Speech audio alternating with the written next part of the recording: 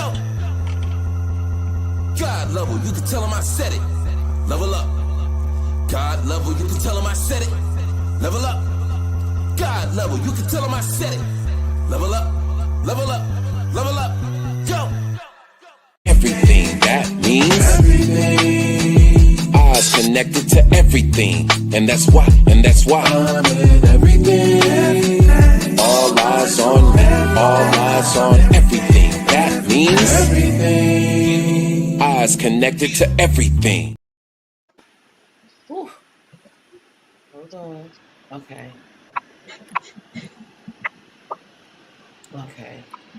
I'm sorry. How y'all doing? This is things that people don't want to talk about. I'm gonna go ahead and just jump right into it. This is things that people don't want to talk about. I am God level. I'm originally from St. Louis, Missouri. I'm a mother. I'm a nurse. I have this podcast. I'm a sister. I'm a friend. I'm an aunt. I'm a G. And my granddaughter is so pretty. I am everything good. Ivy, you want to go ahead and represent yourself? What's going on, lovely people? Hi, everyone. I'm your girl, Inattentive Ivy. Can y'all hear me? Y'all can hear me, right? Okay. Fantastic. You can find me on all social media platforms. I am a mother, sister, friend, a former broadcast journalist with the U.S. military. And I love talking about mental health and everything else because I am on my own journey. Y'all know I'm ADHD, so I'll be trying to corral all of these hamsters.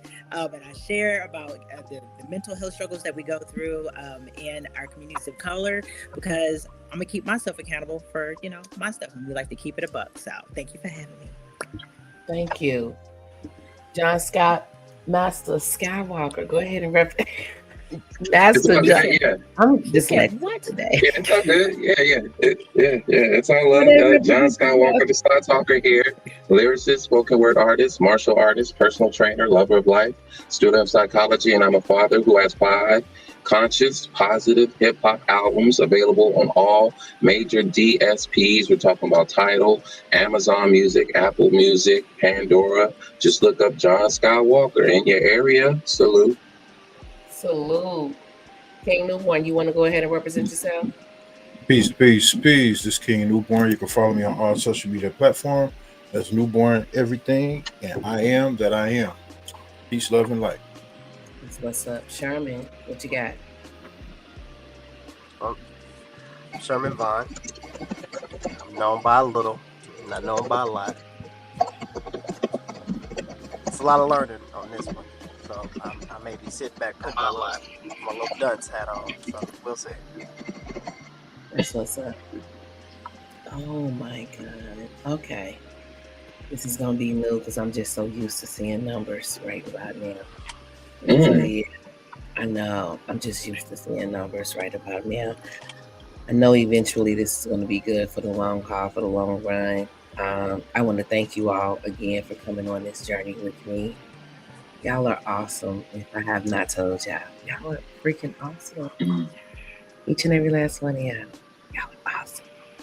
Tonight's topic is how do you know you are more emotional intelligent than the opposite gender? Anybody want to take a stab at that? Okay. We're starting with that one first. Oh, we could. Well, I know you already got questions lined up, so let's go. Yeah. But I mean, we can go. Emotional intelligence. I'm sure you probably want to know the definition. Well, I was going to work our way around to it. The reason why you know what? Let me fall back. So the reason why I even pitched this to you guys was because, the big one is there are myths, misconceptions, false ideas, false concepts about what emotional intelligence really is. It's a skill set, right? But when we think of it as a society, unfortunately, the gender stereotypes really cloud what it really is.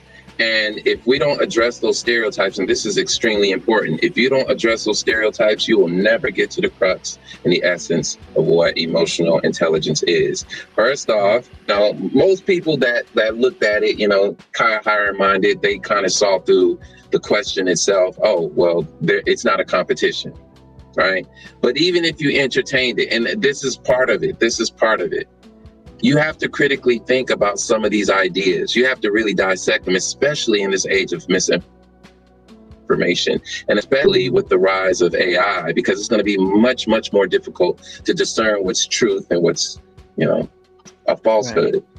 And so this is it's a very enticing idea that, one gender is more emotionally intelligent than the other. Right. So that's why I wanted to put it out there. It's kind of a little rage baitish, but it's really just to get you to think about what emotional intelligence is, because there's too many of us walking around saying, oh, well, women are more emotionally intelligent than men. And it's like, all right, there's a few things that you have to unpack with that. And I remember hearing from what's the name of that podcast that's got Kitty and what's his name, Trip Fontaine on it? Tonight's Conversation. What is it? Tonight's Conversation. There was one episode where a brother was saying that he was emotionally intelligent, right? And he immediately got attacked for saying that. Now, rightfully so, because when you lead with that, there's a lot of assumptions. There's no clarity on what that looks like on a black man. And so, they came for the brother, rightfully so, because it wasn't a lot of clarity and it was just how he said it. But I started looking at the comments and I was just like, dang, so you want emotional intelligence, but you want it a certain way. And it started to look like a competition, because it's like, well, we're emotionally intelligent and you're not, but we want you to be emotionally intelligent. But, you got to sort through those. You got to sort through those type of ideas, because the condemnation it's not fruitful for the learning.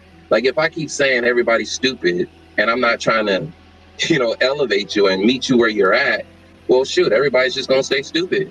So at some point you got to humble down, take your ego out of it and stop making this about how you feel about the opposite sex when it comes to this one thing, and say, what do you really want? Like for myself, I don't want people to walk around with a lack of critical thinking skills. I don't want people to walk around with a lack of empathy, because it leads to outcomes. The evidence is right there. It doesn't matter what you say.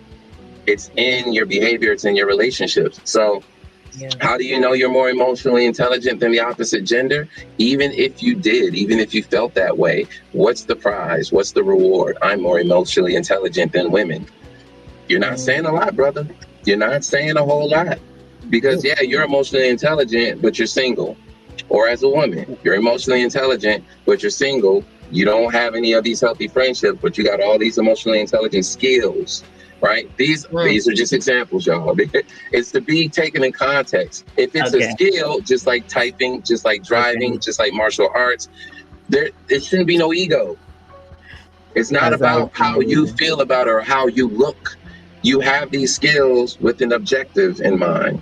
What are you trying to accomplish with your emotional intelligence? And then when it comes down to leadership, believe it or not, EQ rates very high for leadership skills, right? And that's not just one particular gender, right? But we're going to get into that. So who else wants to take a crack at that initial question right there? How do you know you are more emotionally intelligent than the opposite gender? I just wanted to stop at what you said when you talked about ego. Like, you're like, it's not about ego. Like, you got to take yourself out of it. Some people don't know exactly what the flavor of their ego is. They don't know, you know what I'm saying? Like, they don't know exactly what their ego consists of. Because people think their ego is just, oh, I'm puffing myself up. I'm making myself look like I'm big, right? So they don't know how to get those components of emotional intelligence, because they're not really even typed into their ego to let go of it. For instance, they, like, we think of the ego as somebody being very cocky, somebody being like, oh, I can do all of these things better than everybody else is. But what about the other side of it, like the covert side of like the intense ego, where, oh, no, nobody really cares about me. Nobody really, like, oh, I'm just this poor martyred person. You know what I'm saying? Like that side of the ego, like that's the side of the ego too, that some people don't necessarily want to look at. And how can you put yourself into the part of emotional intelligence if you're always in the space of nothing goes right for me, or do you understand if that makes sense? You're clinging on to a label, right? You're clinging on to an identity, and you're using that identity like as a sheepskin. You're trying to clothe yourself with it, and you get rewards from that, even if it's self gratification. Yeah. So if you can't let go of that enough to have those emotional intelligence components, like how to regulate, how to have empathy, like those things, it's like, yeah. I mean, and I'll be the first one to say that I didn't even know that was a life state that, like I wasn't able to achieve emotional intelligence because I wasn't necessarily going and like realizing the flavor of my ego, if that makes any sense. So yeah, I mean, and you have to know what it looks like in order to let it go, in order to gain emotional intelligence. So just throwing that out there. Yeah, I'm gonna shut up. Y'all know I talk a lot. Well, I just want. Okay. Oh, you can go ahead. I just wanted to comment. Just because it's okay to have emotional intelligence and be single. Yeah, it is. Yeah. Okay. Yeah, but also not too many people talk about emotional intelligence within the context of any other scenario except romantic relationships. You use it in everything. You use it in your family, your parenting. But for us as a people, right? But for us as a people, we only talk about it in terms of its value and its application. We only talk about it when it comes to monogamy, being, in a relationship with somebody. When in essence, you use it in every relationship that you have. But again, it's a motivation. It's, hey, I want to be in monogamy. I want to, maintain a healthy relationship. Well, I mean, emotional intelligence has to be a part of the package somewhere in there. And any, ingredients of this relationship, is emotional intelligence here? Is empathy here? Or is it just apathetic? Or is it the facade? Yeah, so it can be applied. Yeah, it can be applied. Fellas, got anything for this right here? I know Sherman was waiting. Go ahead. How do you start? How do you tackle it? In my mind, how I tackled it was to learn empathy, put yourself in their shoes, and it was a nice quote that an old fella gave me. If they put their problems in a bucket and you put yours in there, you'll pick yours back up because you at least know how to start yours. You have no idea about theirs. So everybody has a story. That's how empathy clicked for me. That was first, and after that, everything else kind of came easy. I love it. You can get into the more intelligent. You can go higher and higher, and you can figure out their emotional scars. If you know yours, it's all a reflection. You just got to figure out your problem first before you can even maybe identify what somebody else's is. You don't know what a red flag is automatically. You don't. You got to figure that stuff out. So I think the first step into figuring out emotional intelligence at all, you got to put yourself in other person's shoes. I'm gonna need you know how we all got our little thing up under our name. I'm gonna need you to put the wise one up under yours. Man, put an owl up under that joint. Yeah, please put something up under there. Intelligent, learning, student. Yeah, something. Learning student. I like that. Learning student. Yeah. But that's all of us too. Yeah. Yeah. I just like to yell mine from the rooftops, because if I yell that quote unquote inadequacy first, it makes it easier to open up that door, because he's still learning like me. I am. I just want to bring that. I want to hit that first, just so you know we at the same spot. I'm no smarter than you. You're no smarter than me. But if you can help me, figure out this life thing, and I can probably help you. It's give and take. Love is serving. It is. Okay. I like it. I like it a lot. Love it. Okay. Okay. And before we move forward, just to pinch this off right here, I want to throw out that another reason why this question is sort of a misnomer is because there's a confusion between emotional labor and emotional intelligence. So a lot of the times in a dispute of some sort, there is some emotional labor that has to be done. And yes, oftentimes women signal that emotional labor, that it's actually there. And some fellas just don't recognize it, right? So this is where you have those scenarios, and this is where the gender stereotypes form, where you see that a man thinking that his wife is more emotional because she cries more, but there's not an understanding as to why she's crying. You know, it's not just, it doesn't have to necessarily be just the incident. It doesn't have to be the thickness of it. It could just be, I have to take on this and your stuff. And it's very arduous, it's overwhelming, and you're not tapped into it. You know, so yeah, here's an emotion, but you got to do something with that energy, right? But again, here's the disconnect. The priority for women is to deal with that feeling. The priority for men is, yo, this feeling is just a small part of it. In order for me to get rid of this feeling and resolve it, I need something out to solve the problems that caused it, the influences that created this. So that's where, when I talk to my brothers, they already understand that, right? We're not thinking about the feeling. It's like, okay, how are you feeling about that? And then we'll talk about that, and it's very brief. We get it there. And now we're moving to, all right, now how can we solve this so that this feeling goes away? And a lot of the times when you're talking to a woman, she doesn't know that part. And so the woman gets what she wants in that interaction, but then the brother doesn't. He feels like, well, damn, you know, all right, you got me, vulnerable, but the problem's still here. So now this feeling's going to come back. And if I bring it up to you, you're going to feel inadequate, like we didn't. So, all right, I guess I'm going to have, so the objectives are different, right? The objectives are different. For a lot of us, we're looking for a resolve, but a lot of the times it's, well, in order to get that resolved, John, you have to unpack this feeling. So there is emotional labor that's involved. And sometimes we underestimate the emotional labor that's involved. And then there's the cultural factors. Boys are socialized to suppress their vulnerability. So that may come off as less emotional or just less expressive. But then girls are, socialized to prioritize their feelings, and therefore they might seem more empathetic. But they might even neglect their own needs in that whole thing. So in truth, emotional intelligence needs both social awareness and social skills, right? And the truth is, neither gender is taught the full package, I guess you could say. There's usually something lacking on the other side. That's what's up.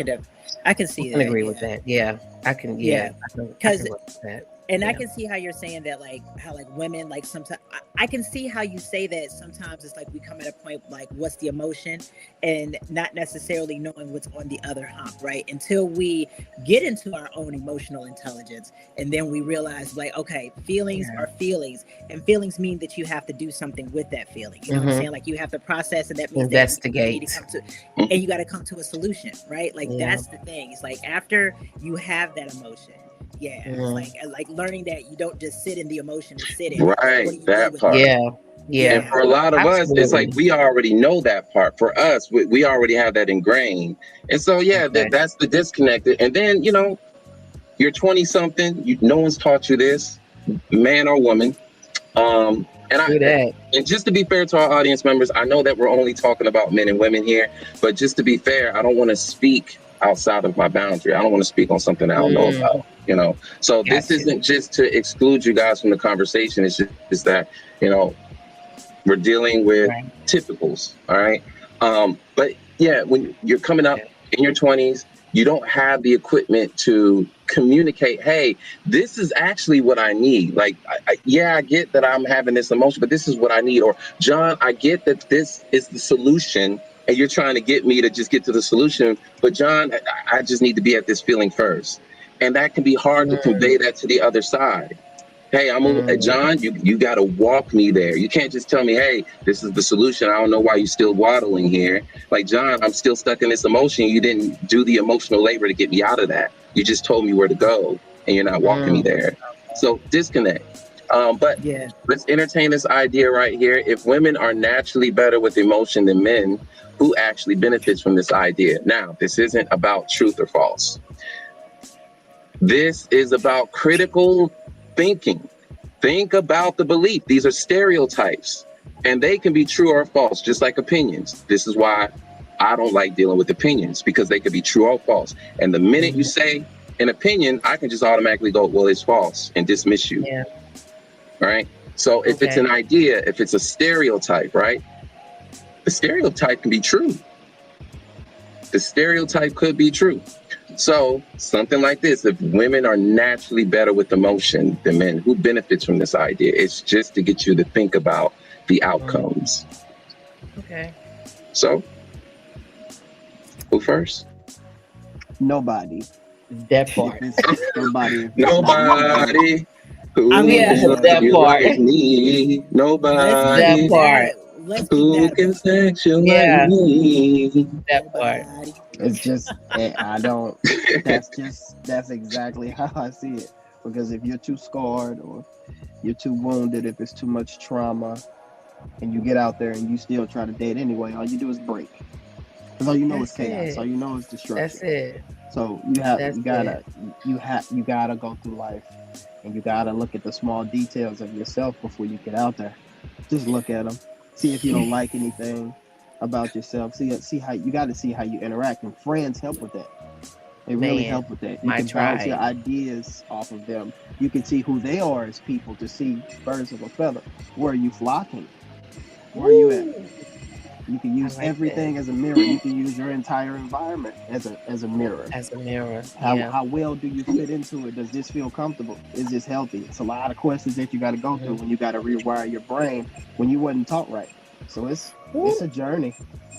It's You a just said hell of a hike. But if you want it, you can get it. I'm just shaking my head because I'm like, you just said a mouthful. You just said so much.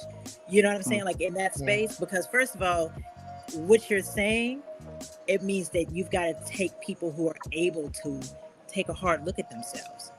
You know what I'm saying? And let's keep this a buck, a raw ass buck. Who is looking?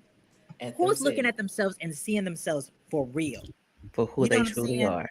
For who they truly are, because especially in our community, man, it's like if you think about it, it's one of those generational traumas that became a survival mechanism to not see what was really going on with you. us in our community. Yeah. You know what I'm saying? I mean, because you got to deal with the cognitive dissonance as living as a Black person, and it's so many layers to that. So it's almost like bro, like at the core, can we see ourselves? Can you go to your worst critic and say, hey, yo, what's wrong with me? And have them read down a list and be able to sit with that.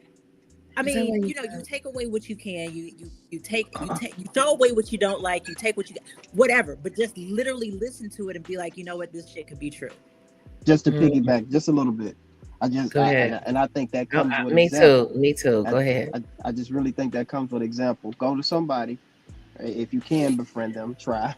But even if you don't, if you like how their life looks, if you look behind them and you see the wife that you want, if you see the life that you want, if you see the kids that you want, if you see the structure that you want, ask them a question. Everybody likes to talk about themselves, but you have to find the right example. All you have to do is look for the example, because we know what not to look at. 9 times out of 10, it's your family. Yeah. Especially for people that look like us. So you got to look elsewhere. And just figure out the question to ask. And they'll just give you everything that they got. Be able to hear first. You got to be able to listen. That's why you got one mouth and that's why you got 2 ears. Be quiet. And listen. And you can probably rewire this hard life that you got. But I'm sorry. No. It's cool. Because me and Ivy, we just had this conversation about a week ago. About a week ago, we literally just had this conversation, and she was like, "Tell me," and I'm like, "There's nothing to tell you.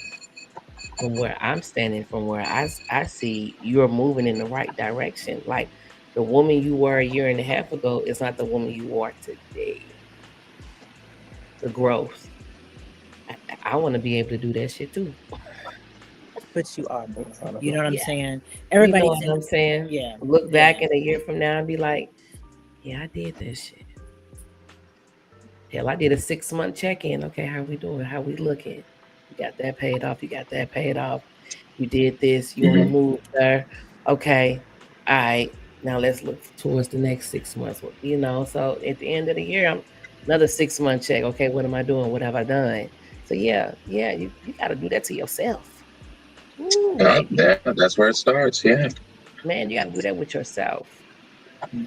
So yeah, So yeah, when you talk about who's naturally better, like who actually benefits from the idea that women are better with emotion, like you said, it's nobody I unless said the we. world.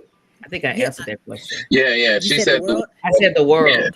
Women Yeah. are naturally better with emotions than men. Who would actually benefit from this idea? The world. I, I being a did. woman, being a woman, I'm going to challenge you, and Go I'm not going to ahead. say that. I'm going to tell, and you know, sis, If, right? No, no, I'm going it's to listen, fair. challenge It's you. fair well, though. read the It's fair. question. Read the question. If Okay, women yes, are are naturally naturally better better with with emotions emotion. than men, Yes, who would actually benefit from this idea? The world. we're better with expressing emotion Okay. than men, right? Okay. But are we like, okay, I'm gonna put myself in this, Well, go right? ahead. I am an Go emotional ahead. cat. Y'all know who I cry at the drop of a dime, right? I So am, do and I. I use just because Okay. I cry at joy, I cry at sadness, I cry at everything. You know what I'm saying? Okay. And before I used to be a lot more closed off, but and I realize now that I can open that because of the fact that I am becoming more intelligent with the way that I express my emotions. Yeah. Right? Yeah. It's a difference because I mean, Yeah. back in that time where I was like, I have emotions, right? Mm-hmm. And I'm not, I will, I'll always put myself out. I will always put myself out. I'm not gonna lie to you. Until 2-3 years ago, I used to make everybody responsible for my emotions, right? I used, Mm-hmm. you know what I'm saying? Like that's a thing. And the thing is that like sometimes if you get someone who is unhealed, I'm not just going to say just women, but women who express themselves in a feminine way. All right, we'll go there. All right. It's like we'll have these emotions and we don't know that on the other side of it, that there's necessarily a way to express them. There's a way to express them that does not close ourselves off from everybody else, if that makes any sense. Do you understand what I'm saying? Yeah. Like there's a way that if I am angry or something like that, and I'm just I'm scaring my kids. You see what I'm saying? If I don't know how to deal with my emotions. So my thing is that I've learned that yes, I have my emotions, and women do. We have our emotions. Our thing is do we know how to process them? Do we know how to express them in a healthier way? On the Okay. other side of that, brothers, Mm-hmm. you guys might be able to actually come to an expression in a more leveled way, but y'all don't necessarily express them. Right. That's the Right. problem. So Okay. Mm-hmm. you understand what I'm saying? It's like Yeah. so it's like who is naturally better, who benefits? Really, if nobody is really getting to the healthy expression and action of the emotions, then who is really benefiting? That part. I'm gonna shut That up because I part. talk a lot. That I'm gonna shut part. up because I talk a lot. Yeah. Yeah, because I mean, again, if you're a woman, right, you got again. I mentioned that word emotional labor. If it's always on the woman to do it, you Mm, don't think that leads to emotional fatigue? Come on now. man, You're I'm not telling you, proud and man. Yes. happy to do that shit all the time. So let's not cap. All right, let's not cap. On one end, it's like, okay, she's dealing with the brunt of it. And on the other end, he doesn't get to experience any of that. And so you're weakening one, and in the other, you're overwhelming. So, I mean, when we're talking about the goal here, again, this is not about ego. It's not about, oh, well, I'm a man, so I fit that. Okay, and keep going, right? And you start to realize, what, okay, in the absence of a relationship, again, with yourself included, in the absence of the relationship, it's kind of vain, right? But I'm actually going to go in a different direction with my response here. I'm going to say Okay. that traditional power structures benefit. And here's why. When I say Woo. traditional power structures, we're talking about machinery. We're talking about patriarchal systems, and these are systems that promote the idea um, that keep women in caregiving roles, the educators, the nurses, the therapists, the teachers, right? And that excludes those women from, the traditional leadership positions or the decision-making roles. And then you think about the men in power. It benefits the men in power because they can avoid the emotional labor. So again, let's think about these hierarchies, right?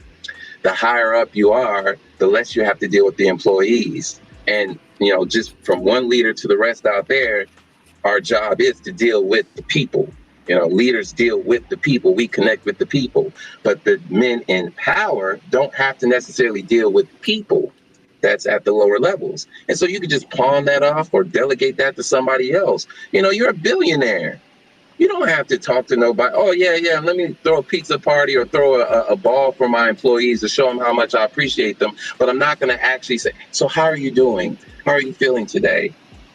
Because that's the mark of, oh, you know what? I noticed that, you know, you've been underperforming the past 6 months. Everything okay at home? Are you want to talk about it?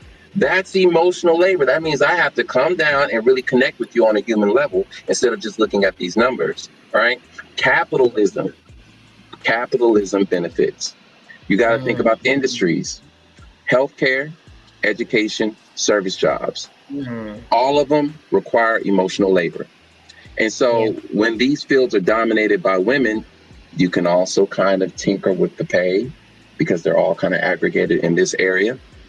All right. And then you keep perpetuating this this gender trope that women are naturally nurturing. And so you can just pay them less for essential work because they're naturally good at it. You know, and then you also got to think about the families, right? In families, women become burdened with being default therapists and being default mediators, default caregivers, and the free labor sometimes goes unrecognized because they're naturally supposed to be that way. These ideas are more harmful. They're more harmful than they are healthy. And then, it limits both genders. You know, men suffer because we're discouraged from the emotional expression. And so that leads to higher rates of isolation and then mental illnesses. And we were just talking about suicide ideation and suicide. You're congested, bro. You got all these emotions and you ain't letting them out, but you don't have permission to either. And you don't have the skill set to do it because your whole life you've been taught that women deal with all that. You don't deal with that. And in this age, the story changes because here, if you're my age or if even a little bit older, right? If you're my age or a little bit older, the stories change. Oh, now you got to be emotionally available after 20, 30, 40 years of being told that you're not supposed to, you know, so now the script just switches and now you're overwhelmed and emotional and incompetent and feeling insecure. And you're not feeling like a leader anymore because the rules changed, but they didn't change. You just weren't well equipped. So let's move on to the next question. Matter of fact, let's kind of jump around. Kind of know we kind of. I love it. John was ready for that. Man, he was. Man, we learning. If emotional intelligence is just human intelligence, why do we keep gendering it then? Who was we? As a society, because I mean, you have gender roles because everybody agrees to them. Got to remember, consensus is the word. Consensus is the word. I'm not gonna say I agree. I think we were all programmed in that area. We were all programmed in that area. That's it. That's who programmed you? Who programmed you? Society. The motherfuckers that run this. Say more about that, because society is such a broad. It is. And the peoples that run this shit program that.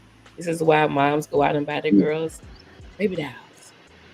We're getting them prepared already, and get your boys a little game. We're getting him prepared to be unavailable. What happens when a little boy gets the game? He goes in the room and closes the door, and he's on the game. He is not even there. He is busy. He's playing the game. But you got the little girl with the baby doll in the house and the bottle, and she playing house. She marrying house. She's literally serving, and she's serving everybody in that emotional house. And that nursing, right? Tea time. Come get this tea. Now you got the groceries. Can we have a tea party? Can I serve everybody? Can I give everybody a little tea and crumpets? Yeah. And what do we find for our boys? Action figures. They destroying dump trucks. Boys. All right. So the parents are doing it. We as parents, we do that. It's not just My parents. I God. mean, marketing does it. You know what I'm saying? Yeah. It's like Okay. you're Yes. gendering. You're literally like you're marketing, like like these things that are rough and tumble. You know what I'm saying? Okay.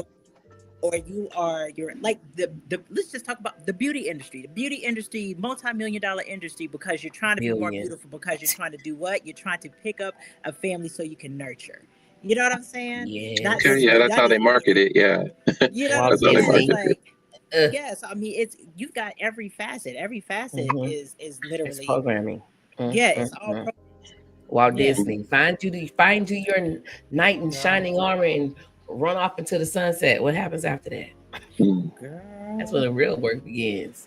Nobody it told us is. that shit. And I'm gonna tell you, ooh, I know who's programming. It's Western society that's programming it. And the reason why I say that, right, is because I literally did a paper in college, right?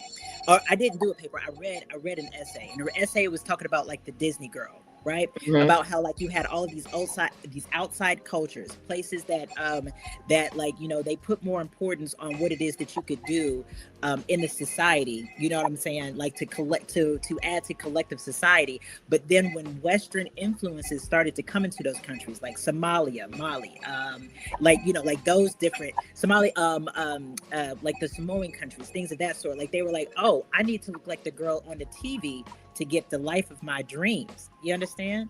So Mm. Western influence had. In fact, let's just talk about what like Samoa. In Samoa, they are just like a sturdier build of people, right? When they started seeing Western images, all of a sudden, Samoan girls wanted to go on a diet. They wanted to bleach their hair. You understand? So The we can go the programming. Western standards of programming Even probably are the ones that are gendering emotional intelligence, because if you think about the Western standard of what's in a home, it's a man and a woman. A man is in this role, a 2.5 woman is in this kids, role. a White picket white fence. picket house. She's You a go to stay-at-home mom, and he's the head of the household, and he's running everything.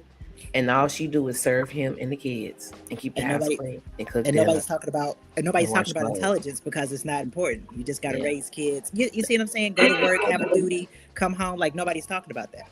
So that's why stuff is being gendered. I'm just thinking. Okay, I'll shut up. I talk a lot. And women are just basically saying we're just more than that.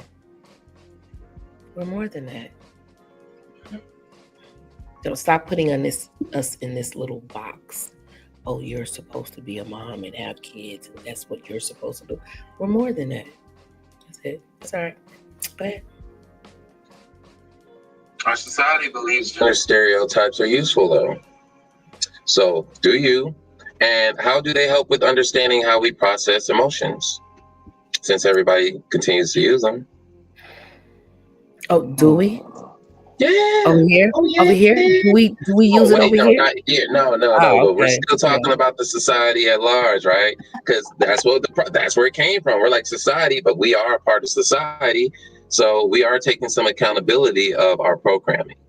That's to maintain the You control. don't say again? Maintain control. Maintain control. Maintain control. When you control what a man and a woman believes, you control that man. So if you got that woman believing that she's supposed to be doing this, she's supposed to be doing that, that's control. Like even with a man, it's control. That's it.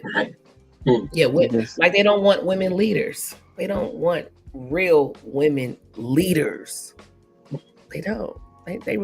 They will allow a few to get through the door to satisfy our. But it's control. It's control. How do they help with understanding how we process emotions? Do they?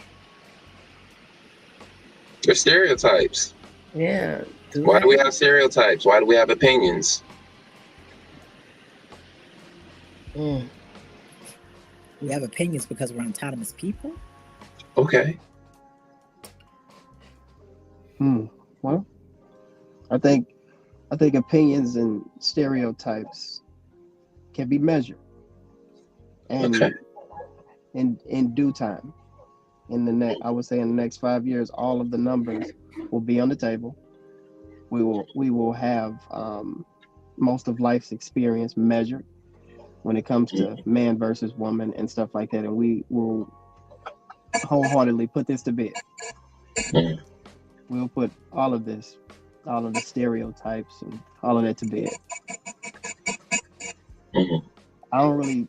That's the only direction I see everybody understanding, because it seems if you try to tell what worked, somebody can just say that didn't work for this person. A lot of people go towards the exception of the rule. We talk about the majority. What are we looking at? Are we going down thinking this way, or are we going up thinking this way? I know which direction we're going. The numbers tell it and the people tell it too.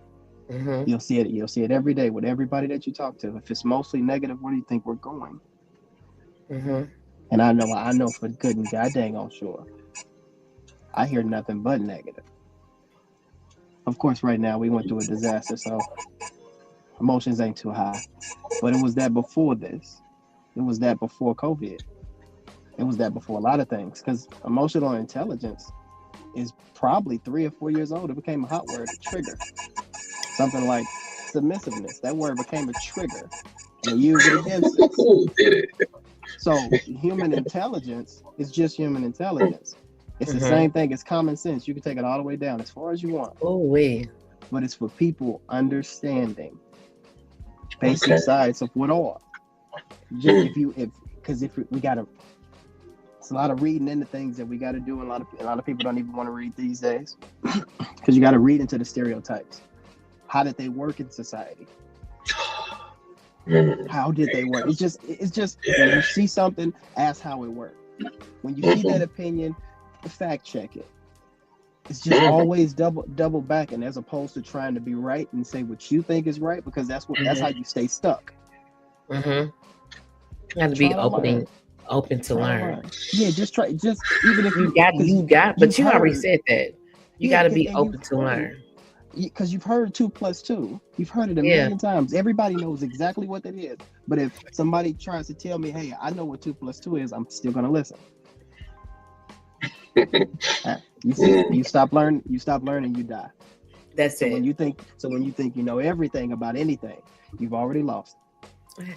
I'm gonna ask a question that's not have anything to do with this podcast right now to you, Sherman. Where are we at it? Chaos. Okay. It's on the TV, it's in the music, it's on the radio. We speak about it constantly. Okay. It's nothing but problems. It is Mm. nothing but problems. And I know Okay. for an absolute fact, this can be fact checked. You can look this up in any book, any internet. Oh yeah, you we want. see it. We see You it. get the- I see it. And this is the quote. You get the mind of the woman, you get their race. Let me tell you this. If before we got, pardon my French, if before we got some ass, you told me as a woman to a man that you have to read every page of destruction of a black civilization, I know every page. I'll know every chapter. I'll know every sentence. It's about requirements. If you come up with rules and everybody does it as a collective, we all win. Order. Values, Yeah. moral compass, order. Where are we at? Because I don't see anything but this direction in every facet of every part of life. But it's slowly going down, so it looks like a fun ride. It looks like a roller coaster. Looks like something that you want to be on. We're not going the right direction. With how we think, with how we move, and with how we speak to each other. Mm-hmm. What's the solution? Love. You have to understand how to create a safe space. Unconditional love is the hardest thing to get to, because you got to look in the mirror. Mm-hmm. So you can kind of do that throughout life. Because if you do it all at once, it'll overwhelm you. Because you think it's nothing but flaws. But if you change your perception, everything starts to benefit you. It's crazy how if you just change your mind, how the world looks. Okay. You got to come up with something, because we're not going in the right direction. Mm. So to fix it, figure out what love is. Figure out what example that you like to look at. What do you want to be? Because there's somebody out there that's done it. We ain't done nothing new under the sun. You can always find who you're looking for. Hey, right there. You just got to look as opposed to looking at what you think the word is supposed to be Mm-hmm. for everybody else. Can't do that. Because you're not going to make me call you a they, them. You're not going to pull me into their world. I'm going to call you your name. And if you do not want to do that, we don't speak. So our worlds will never collide. Even though I think you are important and whatever you would have said would have been. It's enough chaos in the world and we don't need no more. That's where I'm at. Okay. All right. I'm sorry. I just wanted him to do his thing, and he did it. That's it. Go ahead. Put something up under your name, Sherman.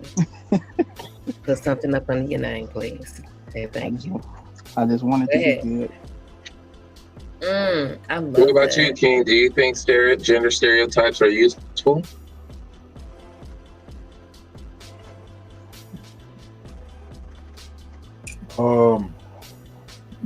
Depend on the intent. Okay. Very useful. Depend on the intent. Depends on who's the person trying to manipulate said group, community. Yeah. Be very useful. But like Sherman said, at some point,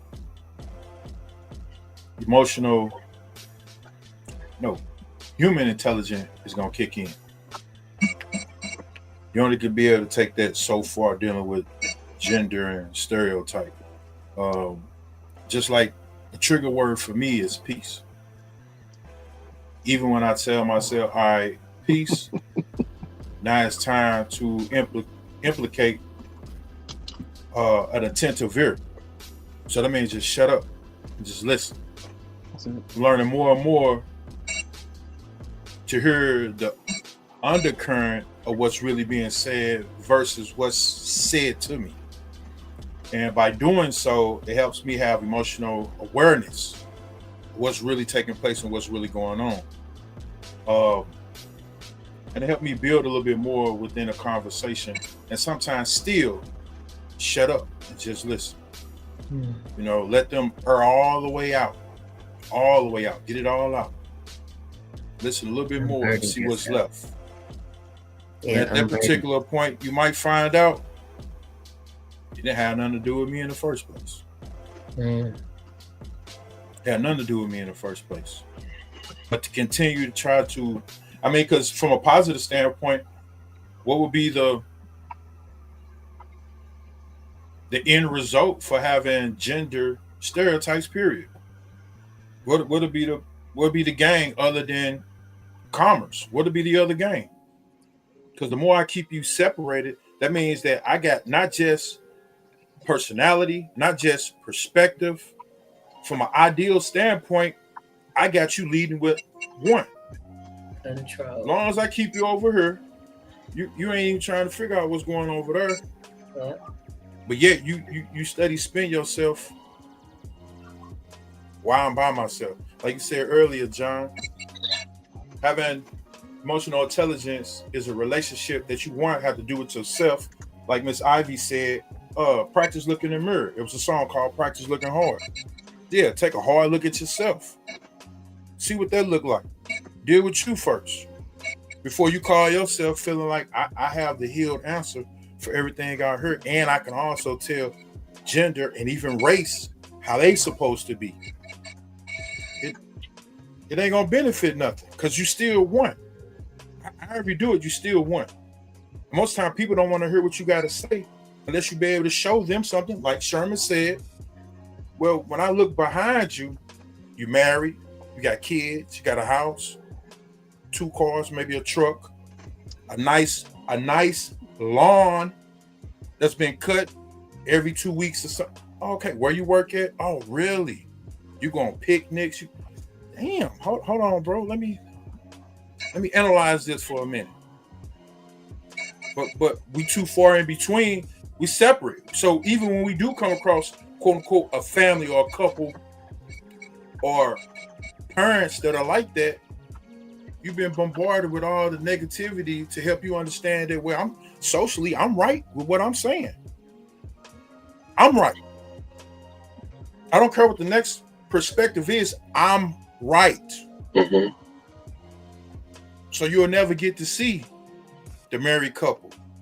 You never get to see the guy that after he leaves his 12-hour job, or woman leaves her 12-hour job, or 16, she doing a 4 and 3, she comes home and she leaves everything at the door and she automatically steps in to her role in the home front or his role in the home front. Because they know this is where I got to make sure this is nice and tight, as well as how I am on the job, busting my butt for a raise. I'm trying to get a raise in the family. Well, how do you do that? Make sure everybody is on the same human intelligent level versus that it's a, well, I worked harder than he ain't brought it. What we really trying to do here? Mm. So unless you're talking about commerce, it has no real use technically. I'm just saying technically. But as long as I can keep y'all pinned against each other, oh, I got a solution for that. Just buy this, $5.99. And if you're a female, I can get it to you cheaper for $2.99. Now you mad because now I done created a whole nother, I done threw the whole current off. I'm only saying this is what I see. But I also try to implement more cases where I control not just my tongue, but also up my ear, so I can have an attentive ear to really hear what's being said, not just in society, but even towards me. How am I really moving for real? You understand what I'm saying? So I mean that's my, I ain't gonna say understanding because I'm past that part. That's my comprehension of it. Okay. All right. So I know we're demonizing stereotypes here, right? But this is the brain's natural tendency to be efficient. So cognitive efficiency, it's a cognitive shortcut, all right? It's a cognitive shortcut. It tries to condense complex human behaviors into these predictable patterns. So if you can assume that women are nurturing, it might make it easier to assign them caregiving roles, right? When there's a problem of who should do it. And then it creates these quick shared expectations of each other so that when we're interacting, it kind of just clicks in. You're not kind of stalled. You just get into character, right? And then historically, it's been a reinforcement, right? So many cultures have evolved based on those physical differences, right? So this is childbirth versus warfare. And you falsely link those domains, those activities to these emotions. Like, okay, in order to operate in these spaces, you got to be emotionally conditioned for this.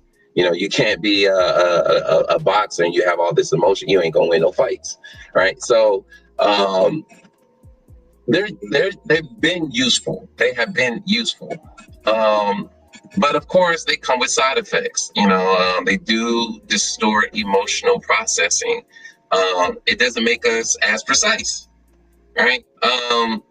So men, therefore, are expected to suppress their vulnerability.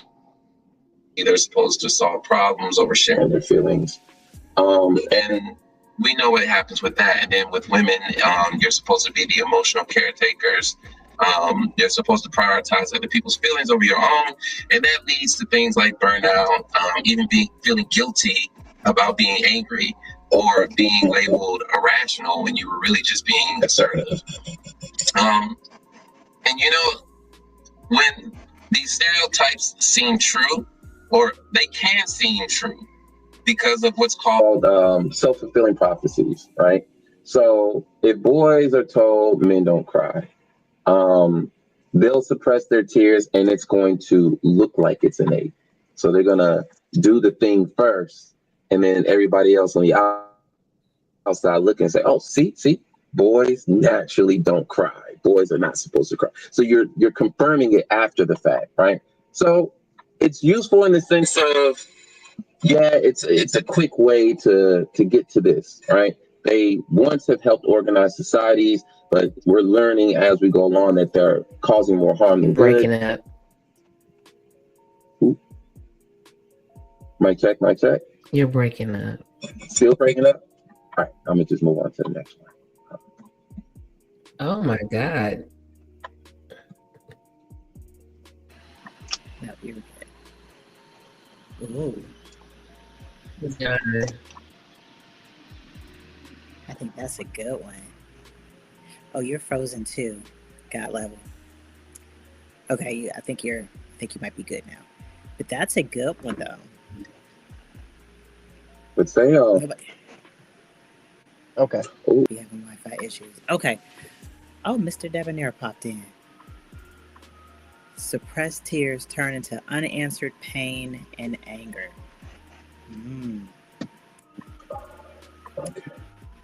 That's interesting. Technical difficulty. Yeah. I know she'll be back. So for Yeah, this say, question is Yeah. Sorry about that. Oh, It just, no I problem. don't know what happened. It just popped out for a second. Technology. Yeah. So is it innate, learned, or both? I think it's both. Yeah. Yeah. Mm. Yeah. Because I honestly believe It says that we a are person. currently experiencing issues with the swapping of streams. The feature has been temporarily disabled. We apologize for any inconvenience. Oh, okay. I don't know if you all got that or not. Nope, not a bit. Not a bit. Okay. Yeah, StreamYard is having some problems right now. Okay. All right. Good to know. Yeah. But yeah, you said it's both. We'll say the I rest said of that it's. you. I said that. Oh yeah, I said it's both. Go ahead. Go ahead. Yeah. You can circle back around. Say it's both because. No, I was just saying. I think it's both because I think that when we come into this world, that we have a capacity for open emotional intelligence, and then what happens is that we get all those societal downloads, our family downloads. You know what I'm saying? And I think that that's where I think that emotional intelligence can be learned as well as unlearned, if that makes any sense. So I think that's why I think it's both. Yeah. All right, and who was? Yeah, Sherm, you also agreed.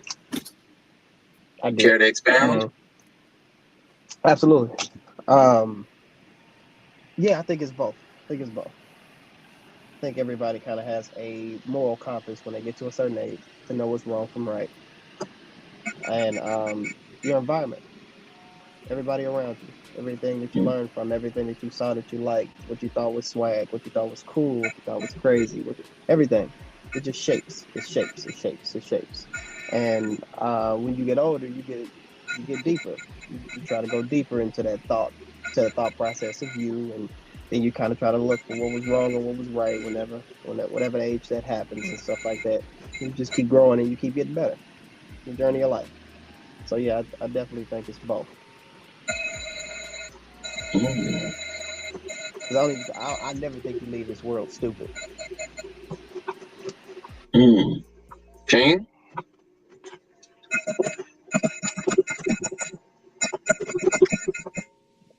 What's that chop? That's Yeah, okay. I don't know. I don't know what it is. I want to say both. The reason why I say both, answer this pretty quick. From what I understand, the purpose of life is to experience it. Period. Just experience it. If by chance no one set boundaries, rules, regulations to you upon you as a child, you would just keep on trying everything. You would stay curious about everything. I mean everything. And at some point you'll run into something that oh, that hurt. I'm bleeding. What am I gonna do about that? So kind of think it's both. Some of it's passed down, some of it is just, pure consciousness through your your learning experience, period. That's it.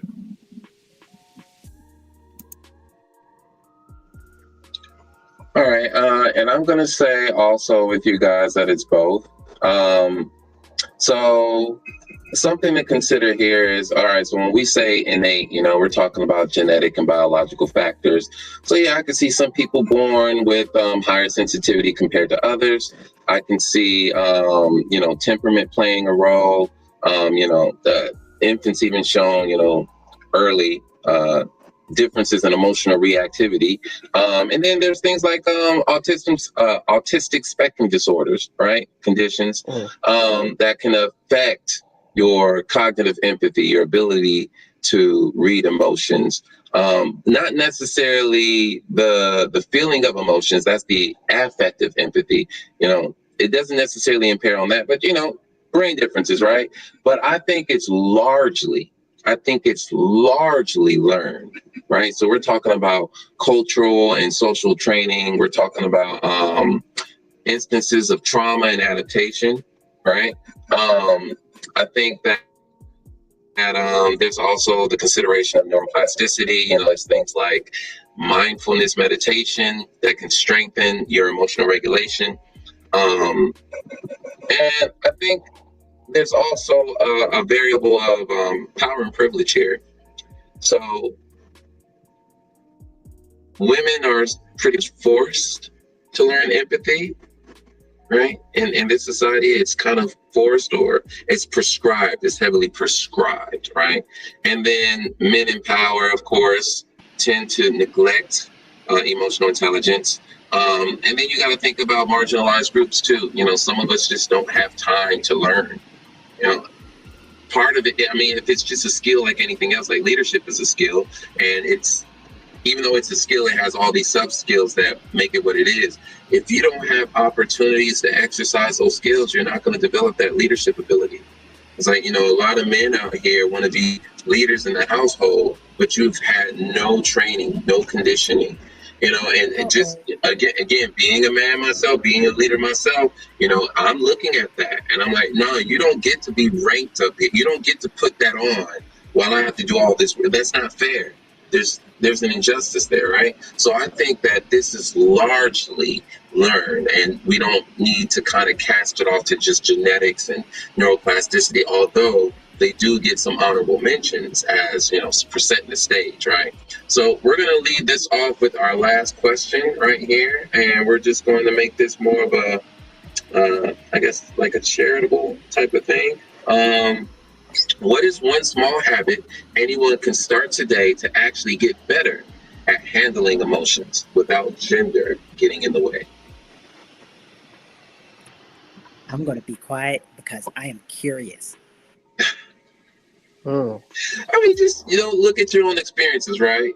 Just look at your own experience, and just that one thing that worked for you or works for you, so that you can say, all right, hey, this is not a gendered thing. I'm actually looking at it like this. Like, this is the one thing that I practice and it works for me.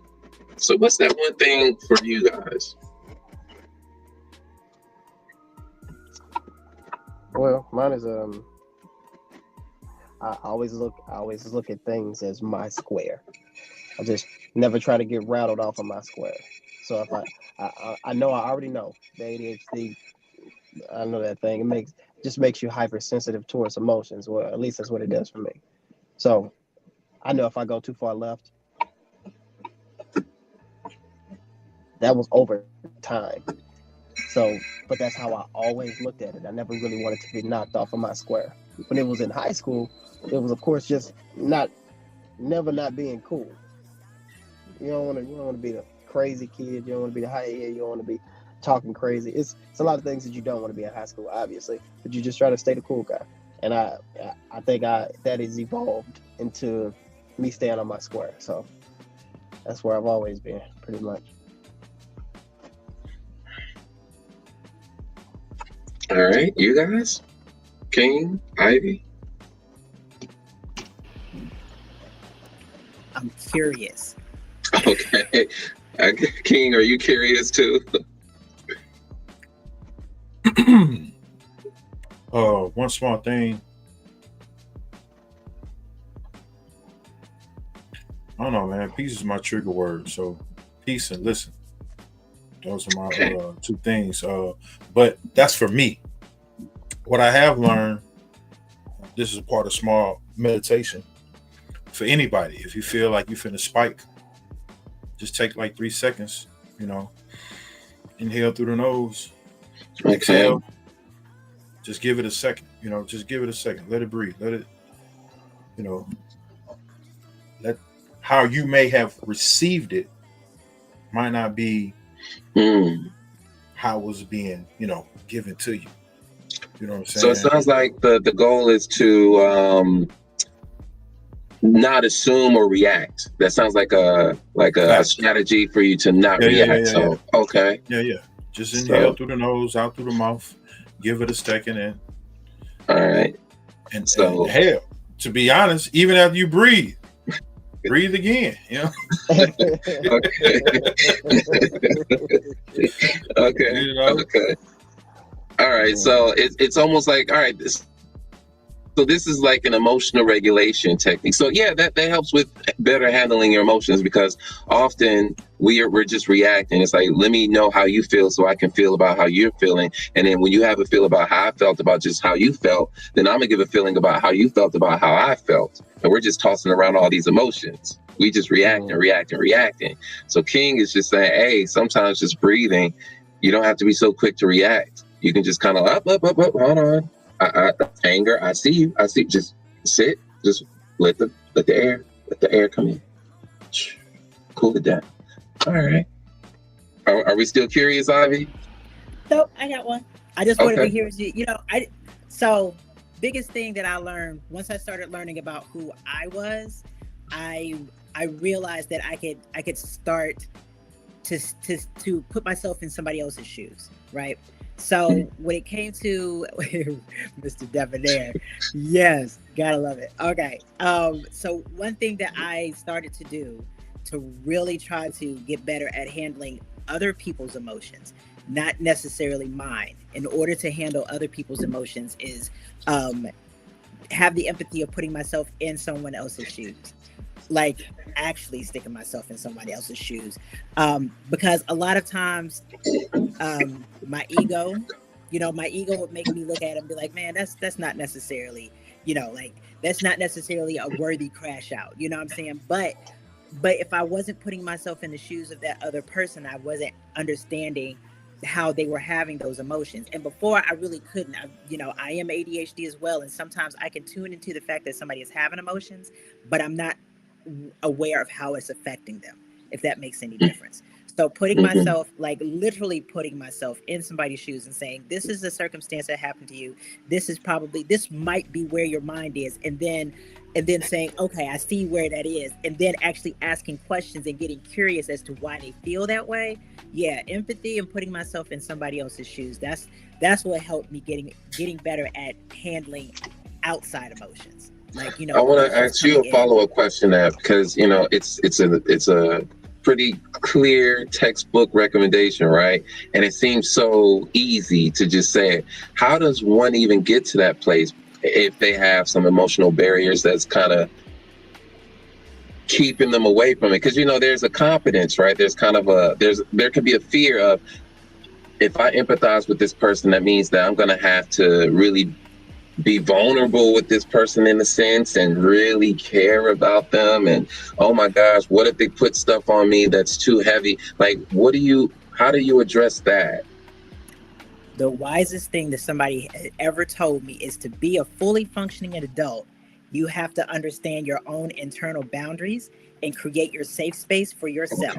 So if you create a safe space if I create a safe space for me to be everything that I am, all my mess, all my good, all my light, my shade, my dark, all of it, then that means that I can have this container.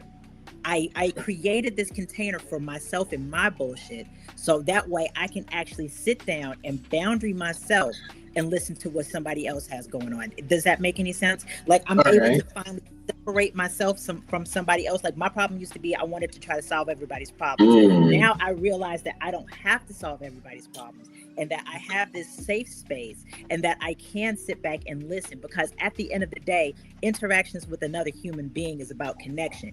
But if I can't hold myself in a space, do you understand? I'm like, if I can't hold safety for myself and realize that this person has their own autonomous reaction and has their own autonomous thoughts, then I couldn't sit down and listen to everybody else. I was just letting everything breathe in.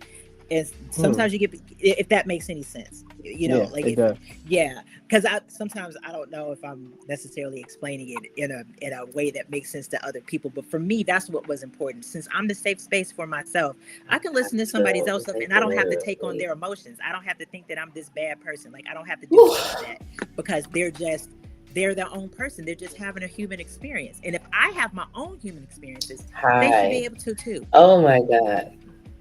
Calvin Hobbs. I have no idea who you are. Oh, somebody's on. Brown Eyes has joined. Thank you. I am in the middle of a podcast. Oh, did I turn my stuff on? I was like, who are you talking to? We didn't know what you was talking about, girl. All right, my recommendation is pretty straightforward, and I'm actually going to do it tonight. An emotion journal, a daily emotion journal. So I was playing around on my iPhone here. It's $1,200 piece of equipment, and I found this mental health icon. I was like, oh, this is cool. Let me go look at this. And it was just serendipitous, because it was at the right time. It was not too long after we had a podcast related to emotional intelligence. So just looking, I was like, oh, mental health. Okay, that's one of my words. And I scrolled through it, and it was an emotional journal, right? And so it allows you to capture a feeling that but now I will say the lexicon of emotions, you know, there's a limitation there, right? But what I really appreciate about it is the question it asks is, how did you feel about your day overall, right? Now you can do moments, right? Me and the wife got in an argument. All right, after that argument, I'm putting that in my phone, and then I'm going to give it a context. Had argument with wife about pop, right? Worried, stressed, might put finances, right? The idea is I am aware of how I felt about and even more so, I might even give it a feeling if I didn't already. So what that app does for me is it just simply makes me aware, and it makes me accountable, because I'm aware of the feelings that I had throughout the day, and even giving an overall rating for my day. So it starts off as this. It could be neutral, pleasant, unpleasant, right? And it goes extremely unpleasant to very unpleasant, or to very pleasant, right? And so I have no expectations about how I want my day to feel or go. It's just whatever comes up, I just say, all right, hey, this is how I'm feeling. I'm just giving it a name. I'm recognizing it like it's somebody in my house. You know, when somebody comes into your house, you want them to say something, right? Hey, anger's here, or anger dropped by today. Why? My son didn't clean the toilet when I told him 6 times already. Or somebody tried to finesse me at the grocery store today. It's recognizing through this app, and you keep a chart, right? So I've been doing this since last year, and King was there when I first pitched it to him and Saba Diama. Shouts out to Saba. This was December, not last year, but the year before. And so I was like, all right, I'm going to dedicate a whole year to capturing all of these emotions this year. And I want to see how I felt, because I can actually say, how did I feel about 2025 objectively? Not I think, because a lot of people be faking the fun. Objectively, I have the journal right here that says, hey, in essence, there's more orange and yellow and green than there is purple. So I'm looking at all these points, and then it tells me, John, you logged 394 emotions for the year of 2024. It's like, wow, I wonder how many I missed. I wonder how many I missed. Do an emotion journal. It's so simple. It's less than 5 minutes. Less than 5 minutes. It's not even a whole workout. It's not even a whole workout, but it is a workout. Okay, not a workout, but is a workout.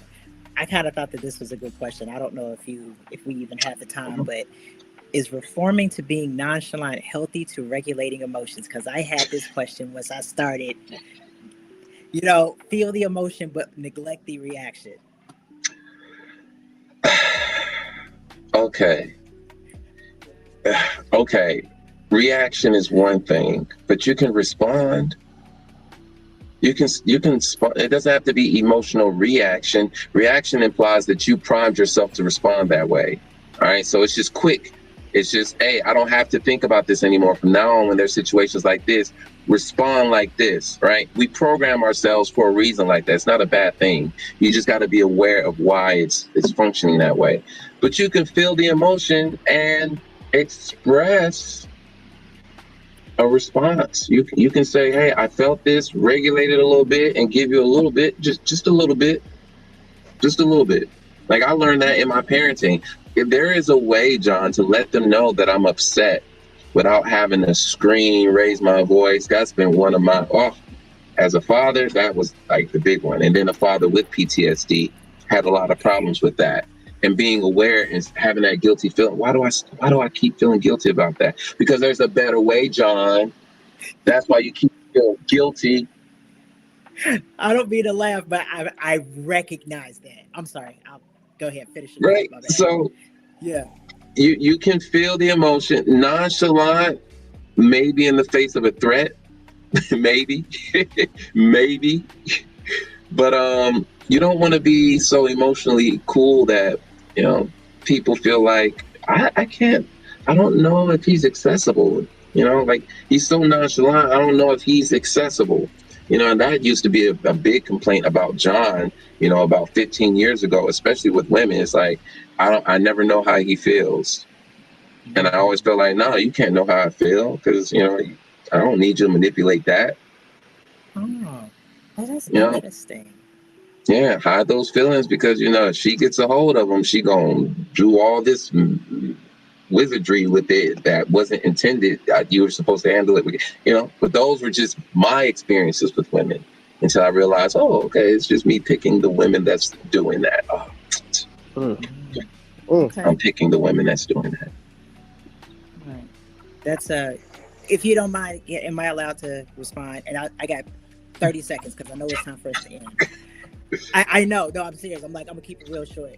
I just wanted to say, like, that's what some people don't get about emotions. Like, be mad, right?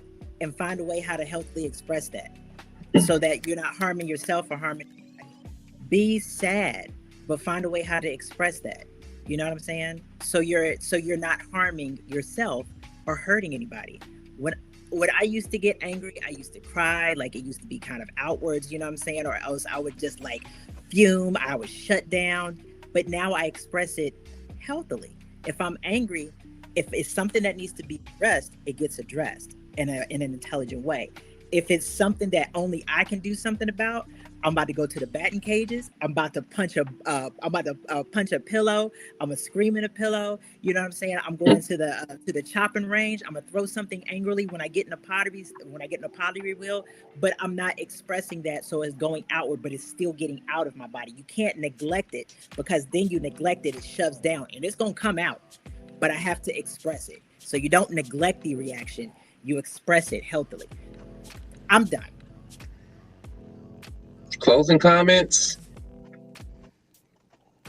I think I'm good. Breathe. Breathe.